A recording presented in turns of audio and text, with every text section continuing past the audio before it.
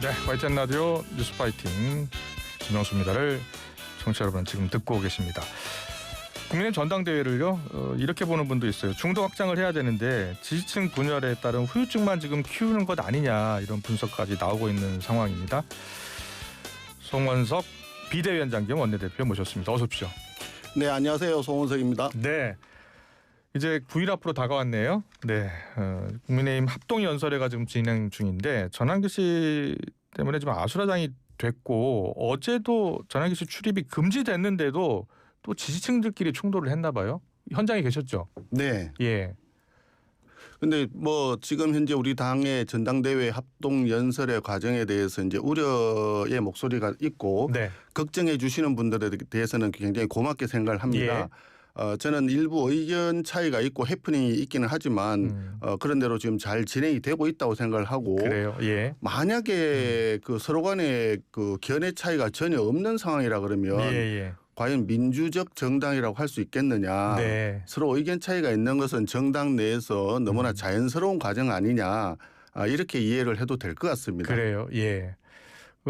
근데 합동연설회 때 보니까 뭐 배신자 뭐 이렇게 이야기하고 극우 이렇게 이야기하면서 경청하지 않고 비난하는 목소리가 너무 커서 그런 우려가 나오는 것 같아요. 뭐 제가 한번 말씀을 한번 예. 드린 적이 있는데 우리 당에 극우는 없다라고 제가 말씀을 드렸습니다. 예. 뭐 우리 당 일부 저 당원들이나 지지자들이 좀 표현이 좀 과격한지는 모르겠습니다만은 그렇다고 우리가 뭐 저 배타적으로 다른 당이나 다른 민족이나 이런 데 대해서 하는 것도 아니고 폭력 행사를 우리 당에서 했는 것도 아니기 때문에 극우라고 얘기하는 것은 일부 우리 당을 폄훼하려고 하는 더불어민주당이나 그쪽에 가까운 분들의 좀 프레임이 좀 들어있는 시각이 아닌가 그렇게 생각을 하고 지금 이번 전당대회가 다소의 뭐 해프닝이 있지만은 결과적으로는 이 모든 걸 다 아우르고 가면서 통합과 화합 그리고 혁신하는 승리하는 정당이 되기 위한 과정이다. 일단 저는 그렇게 평가를 하고 있습니다. 비대위원장께서는 어떤 생각이세요? 윤어게인 그러니까 전한길 씨 같은 경우에도 주장하고 있는데 함께해야 한다는 주장과 단절해야 된다라는 주장이 맞서고 있잖아요. 어떻게 생각하세요? 그 모든 부분이 사실상 지난 우리가 두 번의 대선을 겪으면서 우리가 이미 우리 당원들이 이미 알고 있죠. 우리 생각을 중심을 가지고 있으면서 우리하고 유사하게 같이 갈 수 있는 사람들은 다 손을 잡아야지 대선에 승리할 수 있다. 이번에 이재명 그 대통령이 될 때도 더불어민주당에서 우리 당에 몸담았던 분들도 사실은 그 같이 손을 잡고 간 경우가 있고 또 왼쪽에 가까운 분들은 전부 다 손을 잡고 갔지 않습니까? 결국에 큰 선거에 이기기 위해서는 결과적으로 다 손을 잡고 갈 수밖에 없는 거 아니냐 하는 것은 이미 보편타당한 상식에 가까운 이야기 아니겠어요? 그런데 다만 지금 현재 단계에서는 서로가 이제 주도권을 쥐기 위해서 전당대회가 있다 보니까 여기에서 각자의 생각에 좀 깊숙이 들어가서 표현을 하다 보니까 그런 상황이 좀 나타나는 거 아닌가 그렇게 생각하고 저는 이런 부분들까지도 우리가 건강한 정당이 될 수 있다. 또 건강하게 지금 가고 있다 하는 그런 방증이라고 저는 이해를 하고 있습니다. 그래요. 중도층 확장이 아니라 지지층 분열로 이어지고 있다는 지적은 지나친 우려다라고 보시는 거예요. 현재로서는 그렇다고 생각합니다. 다만 예를 들자면 더불어민주당 같은 경우에 생각하면 일반적으로 밖에서 얘기할 때 더불어민주당에는 민주가 없다라는 이야기도 그 속된 말로 많이 하지 않습니까? 그러니까 하나의 목소리만 있다고 한다면 그것은 민주적인 정당이라고 하기보다는 전제주의적인 정당이라고 할 수 있죠. 우리 당은 아직까지도 다양한 목소리가 살아있고 그런 목소리가 서로 간에 내가 혹시나 뭐 이런 뭐 좀 불이익이 있지 않을까 하는 걱정 없이 다들 자연스럽게 표출할 수 있는 그래서 정말 민주주의 정당이다. 그렇게 저는 생각을 합니다. 향후에 이제 전당대회가 끝나고 난 뒤에 어떤 분이 당대표가 되든 또 어떤 분이 최고위원이 되든 간에 우리 모두를 통합하고 화합해서 갈 수 있는 그런 승리 최종적으로 우리는 승리하는 정당이 돼야 되고 내년에 지방선거를 이겨야 되거든요. 아마 그런 쪽으로 목소리를 모아갈 수 있지 않을까. 제가 그 중간에서 또 그런 역할을 제가 충분히 하려고 생각을 하고 있습니다. 지난 합동연설회 때 전한길 씨의 행동에 대해서는 어떻게 생각하세요? 전한길 씨가 생각하는 정치 철학이나 정치 비전이 뭔지는 정확히는 알 수는 없습니다만은 중요한 것은 그전에 어떤 이야기를 했든 어떤 행동을 했든 그것이 중요한 것이 아니라 전당대회라고 하는 우리 정당에서는 가장 중요한 행사를 하고 있는데 네. 그 행사의 원만한 진행을 방해하는 행위 자체는 그것은 지탄을 받아야 될 수밖에 없는 것이고 거기에 합당한 책임을 물을 수밖에 없는 것이다. 예. 그래서 전당대회 출입을 금지하도록 조치를 했고 또 그 대구시당에서인가요? 이 문제에 대해서 업무 방해다 해서 또 예. 징계 요청이 있었습니다.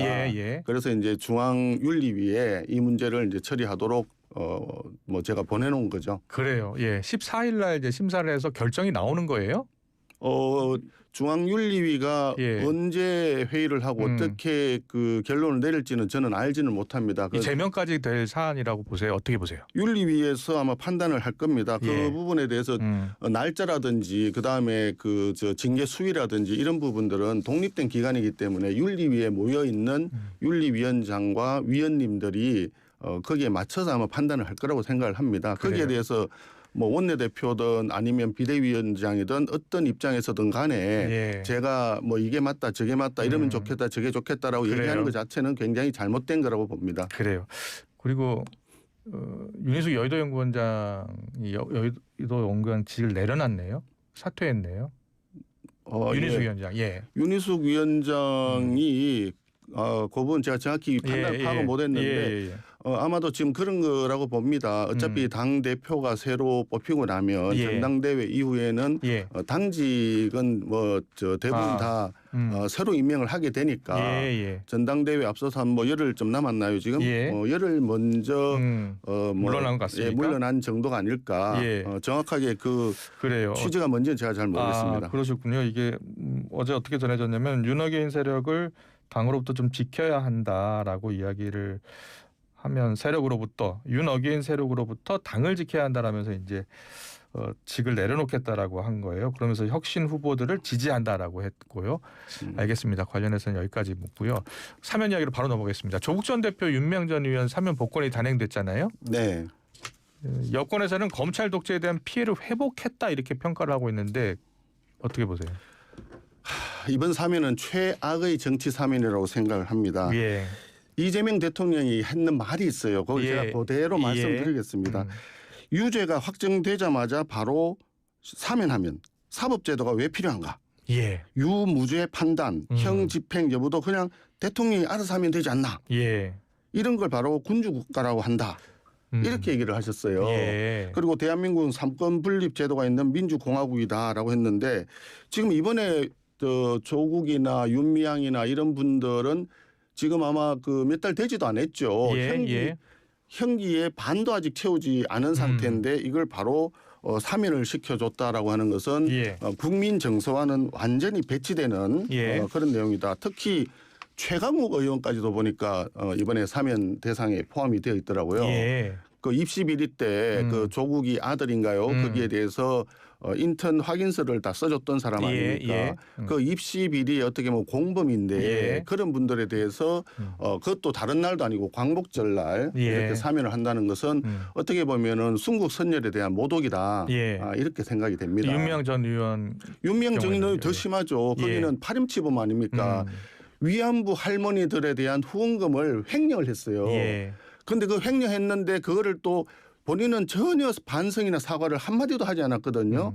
그런데다가 이번에 그 횡령금을 반환하라고 하는 판결도 있었습니다. 그런데 한 푼도 반환을 안 했습니다. 그런데 그런 사람을 8.15에 광복절 특사로 이렇게 내보낸다. 이재명 대통령께서 이거는 도대체 어떻게 판단하신 건지 잘 모르겠어요. 그런데 오히려 윤미향 전 의원이 뭐라 그랬더라? 저것들은 나를 물어뜯고 있다든가 뭐 이런 망언을 또 했습니다. 이런 부분에 대해서 보면 이거는 전형적인 파렴치범에 대해서 사면권을 남용했다. 그리고 이것은 역사적인 퇴행이다. 이렇게 볼 수밖에 없는 것 같습니다. 그래요. 국민의힘 의원들 가운데 정철민 홍문전 심학봉 전 의원도 사면이 됐는데 그 송우섭 비대위원장께서 직접 문자를 보내서 말씀하셨던 내용이 이제 포착이 됐잖아요. 예. 예, 그 부분에 대해서는 제가 벌써 또 사과를 했고요. 다시 한번 송구하다는 말씀을 드립니다. 예. 다만 그 부분 우리 당에서 공식적인 자료로 제출한 것이 아니라 예. 제가 개인적으로 이제 그걸 했던 것이고 예. 그리고 그 이후에 제가 예. 즉각 그걸 철회한다라고 얘기를 했고 정성호 법무부 장관이 왔을 때도 다시 한번 그 이야기를 했습니다. 아, 그래요? 예, 저는 개인적으로 이 부분은 철회한다. 예. 정치인 사면은 우리 당은 반대한다라고 얘기를 했었죠. 부적절했다는 부분은 이미 사과를 하셨다는 거예요. 지금 한 2번 사과한 것 같습니다. 그래요? 다시 예. 한번 사과드립니다. 알겠습니다. 그런데 제가 그 특사 관련해서 그 강훈식 비서실장과 주고받은 문자를 자세히 들여다봤더니요. 이렇게 표현이 됐던데요. 복권 요청 추가입니다. 이렇게 나와 있어요. 이 말은 그 전에도 보냈다는 뜻이잖아요. 추가입니다. 그 부분에 있어서 보낸 건 맞아요. 그 전에도. 그 부분에 아니 그 처음 보내는 거고요. 아, 처음 보내는 거예요? 구두로 얘기를 했는데 구두로 이야기하신 적이 있군요. 앞에 예. 세 분이 있었고 예. 그러고 난 뒤에 한 분이 추가된 거죠. 아, 예. 그렇게 해서 추가가 됐다는 거군요. 네, 그래서 이게 뭐 사진이 나오니까 추가됐으니까 앞에 한 뭐 몇백 명 한 거 아니냐 뭐 이런 식으로 약간 매도성 발언을 그런 건 하는 것 아니다. 같습니다. 전혀 예. 사실이 아닙니다. 그리고요. 그 이제 감사합니다라고 이야기를 하셨잖아요. 그리고 이게 다예요라고 이제 강훈식 비서실장이 이야기를 한 거예요. 그럼 처음에 이 사면 관련해서 야당과 논의가 언제 시작된 거예요? 며칠쯤이에요? 날짜는 제가 기억을 못 하겠습니다. 이게 8월 4일 문자거든요. 예. 그런데 8월 4일 문자인 그 것을 봤을 전날인가 때 뭐 전전날인가 정확히 기억은 나지 않는데 그래요? 예. 예, 그 했던 거고 뭐 이게 다예요 했으니까 그게 답니다. 예. 그렇군요. 예. 네, 과거에도 이 특사 때 여야가 서로 이 특사 명단 조율할 때 어떤 과정을 보통 거쳤습니까?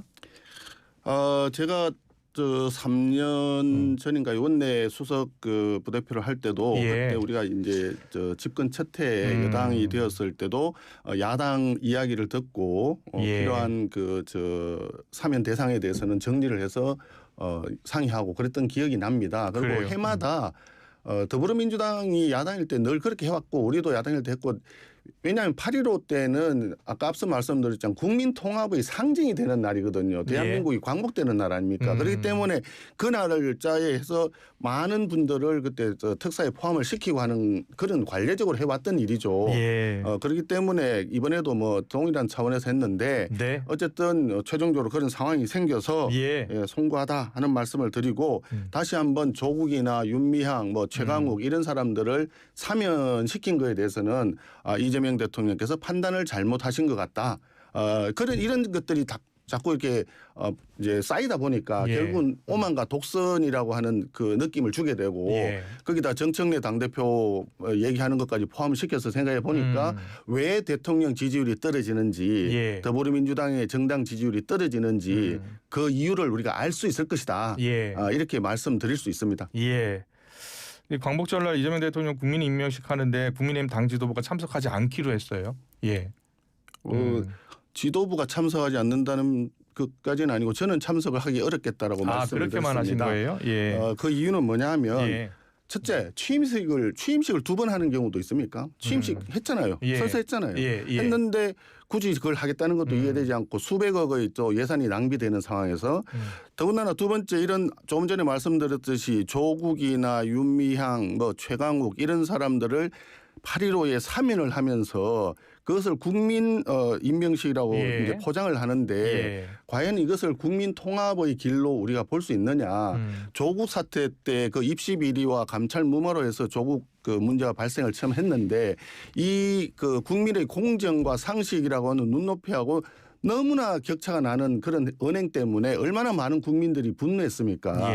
그런 국민들 조국을 다시 이렇게 사면을 하게 되면 결과적으로 국민 통합이 아니라 국민 분열의 길로 가게 되는 것이다. 이렇게 보여지는 것이죠. 그런 상황에서 국민 임명식이라고 한다니 이런 부분에 대해서는 저는 도저히 그 자리에 함께하기가 어렵겠다. 해서 저는 참석하지 않겠다라고 하는 말씀을 드린 겁니다. 그럼 다른 의원들이라든지 다른 지도부는 참석할 수 있는 거예요? 그 부분까지는 제가 뭐 직접적으로 알지는 못합니다.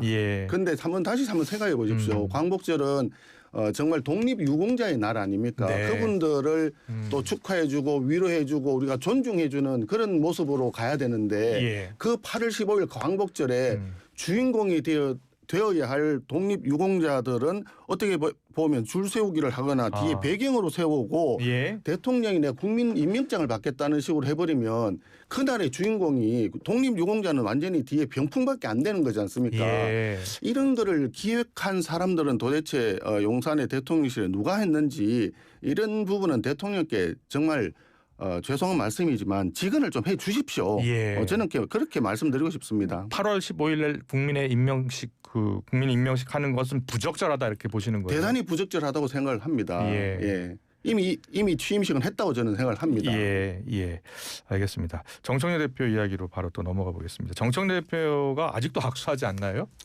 진짜로? 아직까지 뭐 악수를 못 해봤습니다. 아 그래요? 그 전에는 만나시면 하셨을 거 아니에요?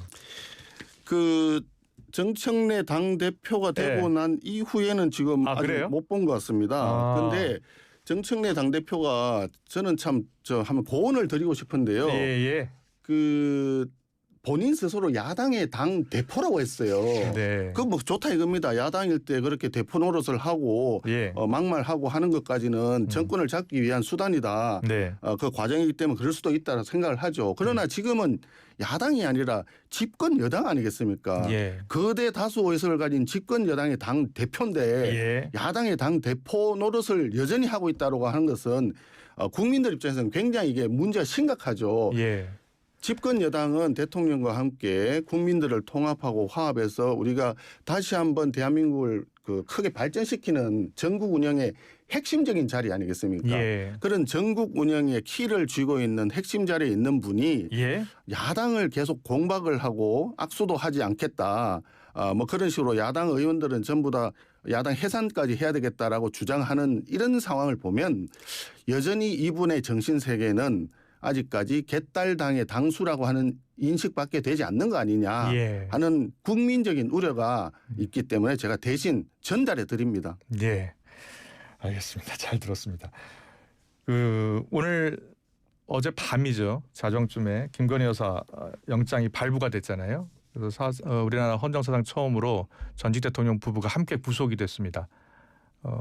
전직 대통령을 배출한 국민의힘의 비대위원장으로서는 어떤 생각이십니까? 예, 뭐 그 부분에 대해서는 제가 별도로 드릴 말씀은 없는 것 같고요. 예, 특검의 수사가 법과 그 규정에 따라서 정당하게 정상적으로 공정하게 진행되기를 바란다라고 하는 말씀으로 대신하겠습니다. 그래요. 예. 이제 김건희 특검에서 명태균 씨 공천 개입 의혹이 본격적으로 수사가 진행이 될 것 같아요. 그렇게 될 경우에는 또 국민의힘 의원들 중에서 당시에 이제 관련이 돼 있을 수 있는 당시 지도부였다든지 소환 조사도 있을 것 같거든요. 어떻게 예상하시고 어떻게 대비하실 생각이십니까? 지금 그 특검이 세 개의 특검이 지금 동시에 돌아가고 있기 때문에 서로 경쟁하듯이 야당을 지금 핍박을 하고 있습니다. 그 뭐 특검이라고 하는 것은 실체적 진실을 확인하기 위한 수사를 해야 된다고 저는 생각을 합니다. 그런데 야당을 핍박하기 위해서 야당을 탄압하기 위해서 움직이는 듯한 모습으로 비춰지는 것에 대해서는 대단히 큰 유감이다. 이렇게 말씀드리고 싶습니다. 실제로 우리 당 의원님들 중에 아마 그런 참고인 조사나 이런 조사를 받으러 나와라 하는 뭐라 그러지 그걸 요청서라나 이름을 정확하게 뭔지 모르겠는데 그런 걸 받은 분들도 계신 걸로 알고 있는데 무차별적인 압수수색으로 이미 국민적인 분노를 불러 일으켰지 않습니까? 종교단체와 원로 목사님들까지도 압수수색을 하고 자택에 무단히 들어가서 그 본인에게 전화도 하지 못하게 한 상태에서 압수수색이 실시가 되었다는 말까지 있지 않습니까? 그런 식으로 지금 특검이 무리하게 강압적으로 수사를 진행하는 부분에 대해서는 저희들은 엄중 경고를 하는 입장입니다. 실체적 진실을 파악하기 위해서 법과 규정에 따라서 엄정하게 절차에 맞춰서 공정하고 정당하게 해주기를 다시 한번 강력히 촉구하는 바입니다. 네. 자, 민주당이 어제 사법개혁 특위를 출범시켰어요. 이 대통령 중심제 국가에서 삼권 분립 굉장히 중요한데 이 대법관 증언법 같은 것을 논의하게 될 것으로 보입니다. 사법개혁 특위에서 대법관을 증언한다. 또 여러 또 관련 법들도 추진을 하고 있는 것 같은데 어떻게 생각하세요? 그 조희대 대법원장께서 이미 말씀을 하셨습니다. 이 네.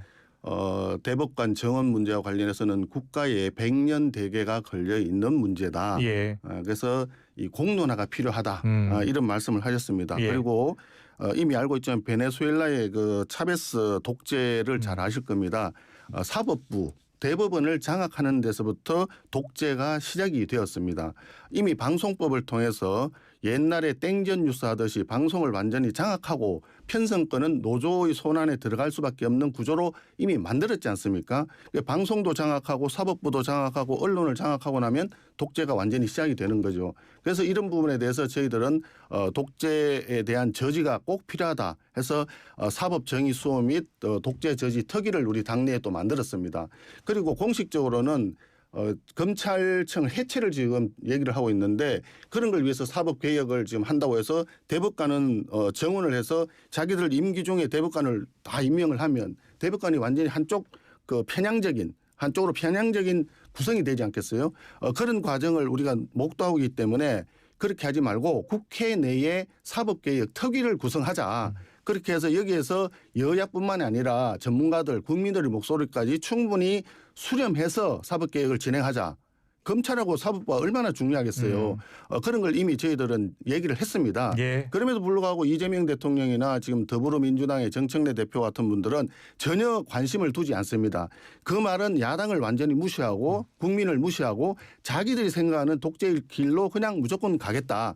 이렇게 읽히는 대목입니다. 네. 대단히 우려스럽다는 말씀을 드립니다. 네, 알겠습니다. 오늘 이슈 인터뷰 여기까지 듣겠습니다. 지금까지 송원석 국민의힘 비대위원장과 함께했습니다. 잘 들었습니다. 감사합니다.